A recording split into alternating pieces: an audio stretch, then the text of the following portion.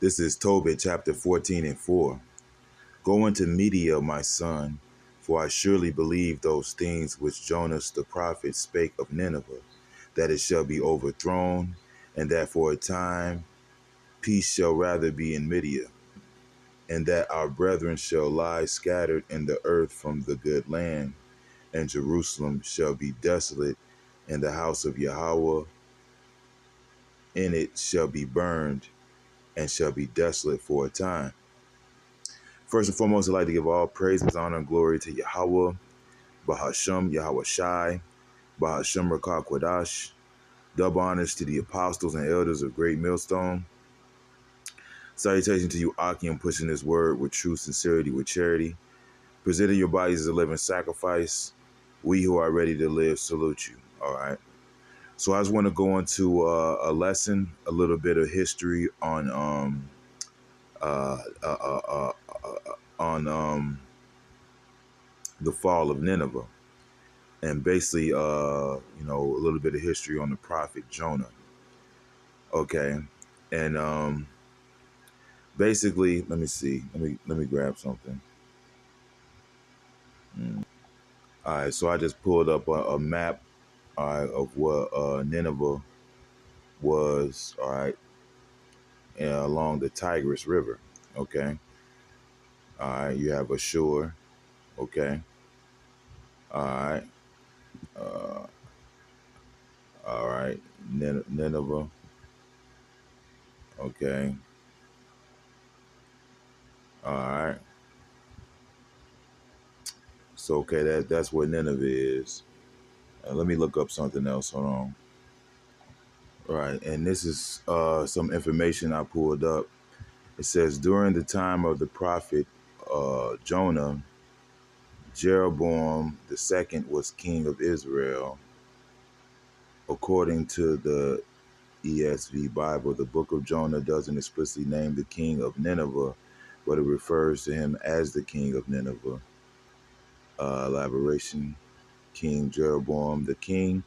The book of Kings, 2 Kings 14 and 23 through 29, identifies Jonah as a prophet during the reign of Jeroboam II, who ruled Israel from 793 to 753 BCE.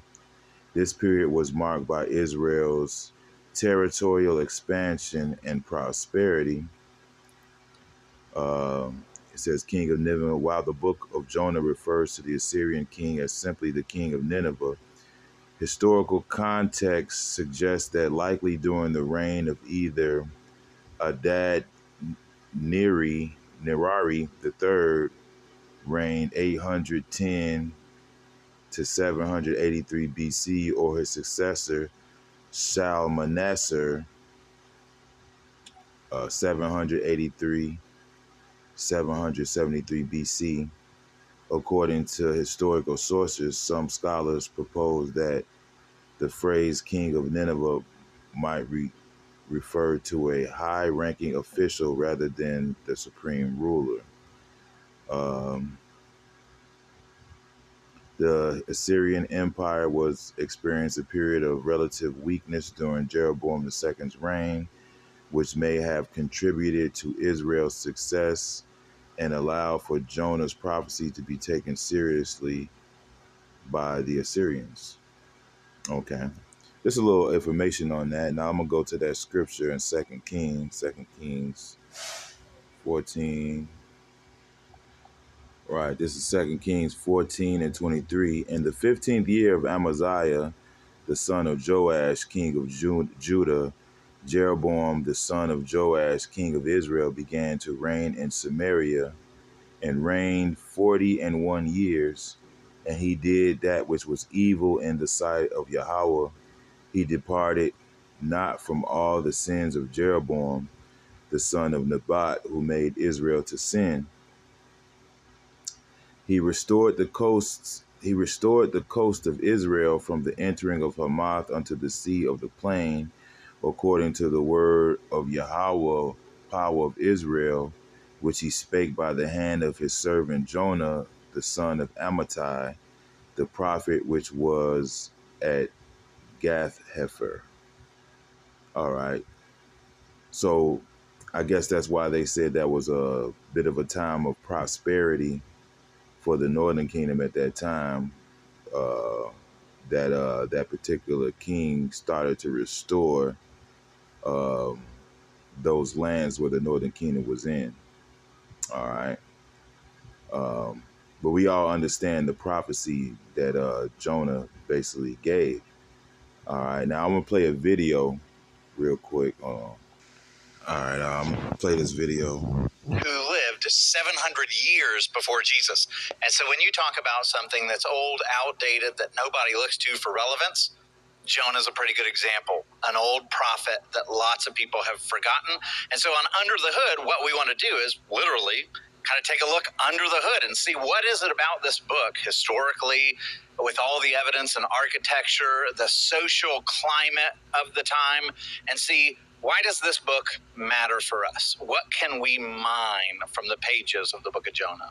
So I think that's a great place to start. So as we get into the story, like, what's going on in the world when the book of Jonah is written? Well, you can imagine this is 2,700 plus years ago, and the world was just beginning to see these major empires that were taking over that region. So you'd seen the Egyptian Empire, you'd seen the Babylonian Empire, but now you have what's called the Neo-Assyrian Empire. These guys, the Assyrians, which is in like modern-day Iraq, Iran, that area, and the Middle East, they had been a big dog on the block before. They'd gone into decline, and now they're coming back. So it's called the new Assyrian Empire.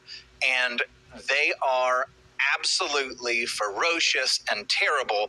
And Israel, which is where Jonah lives, and the northern kingdom of Israel, has seen enemies coming from the north, the Aramaeans or the Syrians.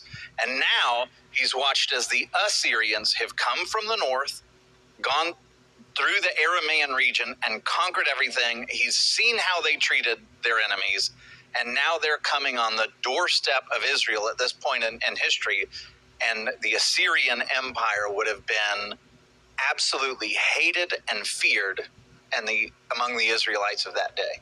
Okay, so as the Assyrians are coming in, what would the people of Israel have felt? Like, when they hear the name Syria, when they hear the Assyrians, like, how are they feeling that they're now outside their doorstep? Terror. Okay. I mean, absolute abject terror. What you see with the Assyrians is you can go, and they've uncovered in the last 150 years, archaeologists have uncovered so many cities of that region, including Nineveh, which is the city where Jonah was supposed to go.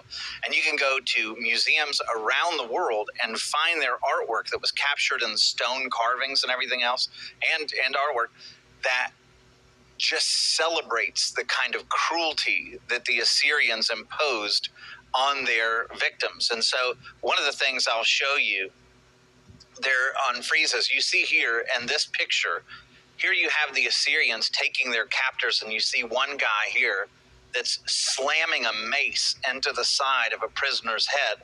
Above him, you see one of their captors who's actually got ropes pulling his arms and legs outstretched so he can't defend himself, as one of the Assyrians is literally flaying him alive. You come down to the bottom of this and you see a guy pulling the hair, the other one is gouging out his eyes.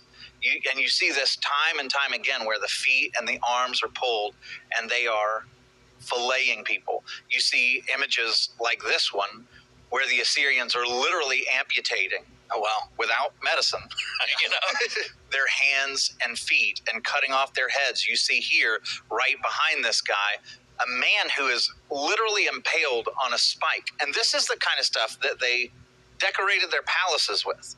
So they were proud of it. They reveled in it. And so all of their enemies, as they're seeing the Assyrians come, this is the first terroristic regime, and probably the most terroristic regime in the history of the world. And so artwork after artwork, you see impalings, you see people having their eyes gouged out and their throats slit, you see paintings and friezes after friezes where you see all these heads piled up because they, like modern day ISIS, They absolutely loved to behead their enemies, and they would build little piles and they would decorate the landscape with all these skulls so that as people went through, they were reminded this is what happens when you stand in the way of the Assyrians.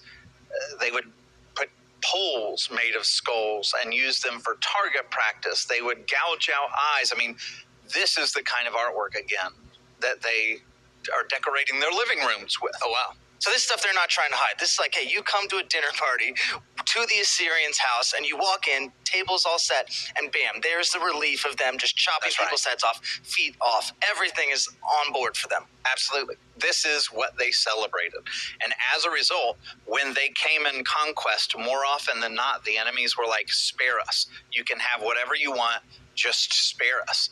And so the Israelites, which are right on the doorstep of Assyria's advance, began sending them tons of money. They were bribing them for peace. In fact, there are reliefs that we have today, big black pillars, where you see the artwork of the Israelite king Jehu, who is kneeling at the feet of the Assyrian king, giving him a massive payoff, begging him to not come through and do to Israel what at that point they had done to so many other neighbors. Okay, wow. So what's Jonah's part? No. Right, and you can read.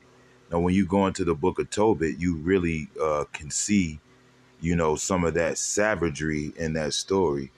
Because you had basically Tobit, who was basically getting in trouble for burying his people, man.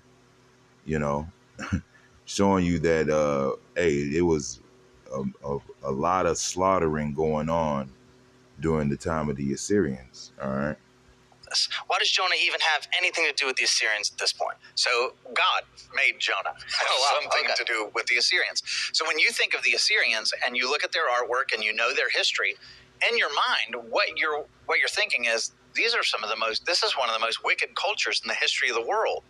And so God comes to Jonah at the very beginning of the book, the opening verses of this chapter, and he says, hey, Jonah, I want you, my most famous prophet of this time period, I want you to pick up, I want you to leave Israel, and I want you to travel the 700 miles or so to go to Nineveh, the capital of the Assyrians, and I want you to give them a message for me. And Jonah, who knows the character of God, knows that God is a God of grace and mercy. If Jonah thought God was going to scorch the Assyrians, he'd have done flips and jumping jacks, because Jonah hates these people. But God sends him and he says, I want you to go to Nineveh. And right, and so you got to take some of this video with a grain of salt, kind of chew out take out the bones, you know what I mean? All right, because Jonah wasn't going to prophesy to the Assyrians, he was going to prophesy to the Israelites, all right, that were in that land. Now let me grab a scripture. Now, one thing I did want to take away from that video was the climate of that time. All right, and it's you got to think about it, because one thing we know about our people, man, is when they're under a heathen rule, they become a lot like those heathen, man. So here it is, you had the Assyrians that were basically a bunch of cutthroat murderers, man. So just imagine how it was to deal with the Israelites, all right, which were pretty much the dregs of that society, of that land, all right. Okay, so it had to be, very treacherous just to deal with our own people, man, during that time, man. Well, this is Jeremiah 5:28. They are waxing fat, they shine, they overpass the deeds of the wicked, right? Our people overpass the deeds of the wicked, man. So when Jake is in a heathen land, man, they become like those heathens, if not worse, man. They judge not the cause of the fatherless, yet they prosper, and the right of the needy do they not judge, right? So, just to add to the climate of that time, man, so you could see why Jonah was so reluctant to go into that land. All right. You know. So, but let me get a little bit more history. All right, and I just got a list of the kings. It says who are the kings of the Neo-Assyrians. All right, you had Sennacherib, All right. King, yeah, Sennacherib. Uh, Sennacherib was the king of Assyria, son of Sargon the second. Let me get back to that.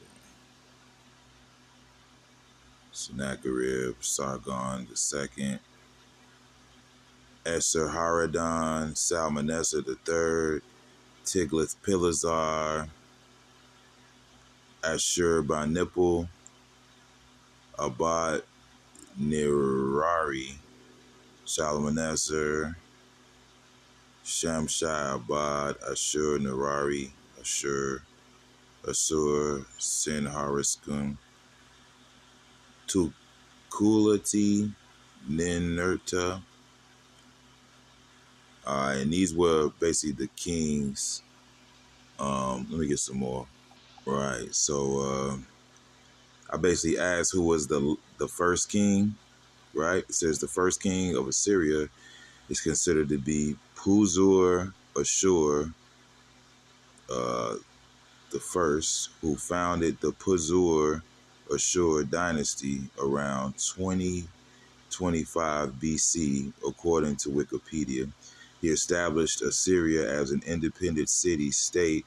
Some scholars also consider Sulili the possible predecessor of Puzur Ashur as the founder of the dynasty. Right. So that's a little history right there. Huh? Right. Some more history. It says the last king of Nineveh was Ashur Abulitz II. He was the final ruler of the Neo-Assyrian Empire after its fall in 612 BC, while Ashurbanipal is often remembered as the last great Assyrian king. He died before the empire's collapse, and Ashur-uballit II assumed the throne afterwards. Here's more detailed breakdown. But yeah, you can go into that. That was the last king to rule that time, and they were taken down. Hold on, let me get that information. Right, this is Tobit 14 and 12. And when Anna, his mother, was dead, he buried her with his father, but Tobias departed with his wife and children to Ecbatane to Ragiel, his father-in-law, where he became old with honor, and he buried his father and mother-in-law honorably. And he inherited their substance and his father Tobit's, and he died at Ecbatane in Media, being 107 and 20 years old.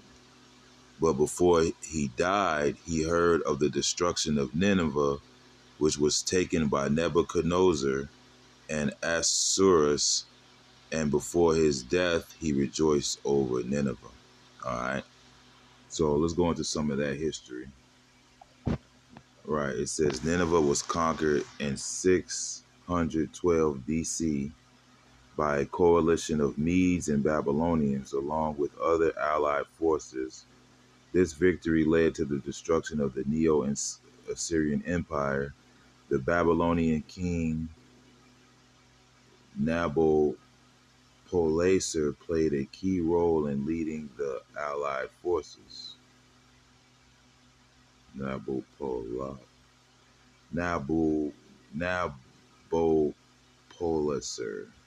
played a key role in leading the Allied forces. The alliance against Nineveh include Medes, Babylonians, and other groups like Chaldeans, Lydians, Scythians, and Cimmerians.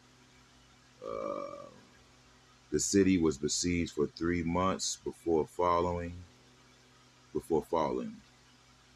All right, but we read in Tobit, who basically was heading that. Hold on. Right, it says in the book of Tobit, Nebuchadnezzar, and Ahasuerus are mentioned as the rulers who destroyed Nineveh. Ahasuerus in this context is often identified with Sixerus the Mede, Sixarus the Mede in the book of Esther. Ahasuerus is the name of the Persian king, often identified with Xerxes. Nebuchadnezzar and Ahasuerus in Tobit. In the book of Tobit, both Nebuchadnezzar and Ahasuerus are described as having captured and destroyed Nineveh. The Ahasuerus mentioned in Tobit is often identified as Cyrus the First, the Median king, who historically destroyed Nineveh in 1612 BC. All right. Some versions of Tobit, like Codex Sinaiticus, refers to Ahasuerus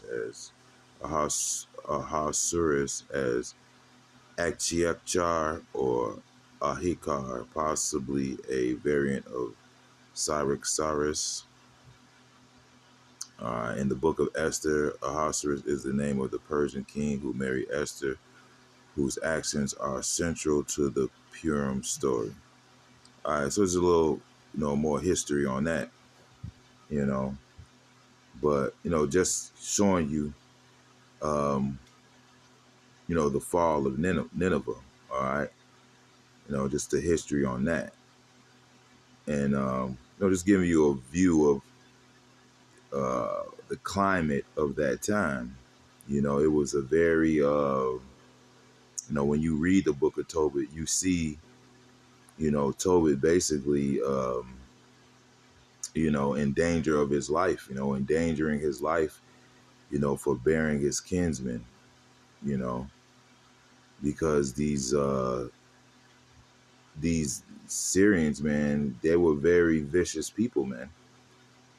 And our people, when you read the story of Tobit, you had a lot of our people that were basically getting on Tobit about, burying his people, man. Showing you how wicked our people were in that society, man. Just to give you a view of the climate at that time. And you can see, matter of fact, let me get that. This is Jonah 1:1. And the word of Yahweh came unto Jonah, the son of Amittai, saying, Arise, go to Nineveh, that great city, and cry against it, for their wickedness is come up before me. But Jonah rose up to flee unto Tarshish from the presence of Yahweh, and went to Joppa, and he found a ship going to Tarshish. So he paid the fare thereof, and went down into it to go with them unto Tarshish from the presence of the Lord. Right, and let me look at the map real quick. Right, and Tarshish would be pretty much Spain today. All right, and that's where he went to flee instead of going to where the Lord told him to go. And in a lot of this history, looking at at the history of it, you can kind of see why Jonah took the approach he took. Which in the end, the story. He ended up having to go anyway. We could do this the easy way. We could do this the hard way. Yeah, but he ended up having to, go there anyway. But as you can, see through the history, it was a very treacherous place to be, man, in Nineveh, man. All right. Around the northern kingdom, the wicked northern kingdom, and around those evil ass heathen, man. Just a very dangerous place to be. Just going into that history, which is why Tobias, he rejoiced, scriptures mentioned that he lived to see the fall of Nineveh, man. And you just know he rejoiced at that fall, because these were people that were slaughtering our people, man. All right, just slaughtering our people in very fucked up ways, man. You know, so you can see the beef that our people had with those Assyrians. There was some very vicious people, man.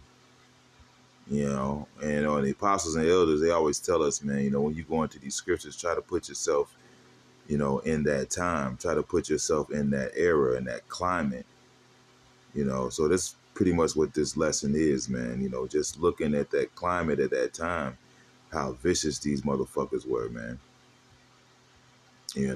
Which, like I said, you can kind of see why Jonah took the approach that he took, man. you know. So I imagine a lot of our people, rejoiced at the fall of Nineveh. Even though there was just some more heathens coming into rulership, via the Babylonians, with the Babylonians and the Medes, with those armies coming in, crushing them. But yeah, it was a little history I wanted to go into, you know what I'm saying? Hope there was some edification within this lesson, and shalom.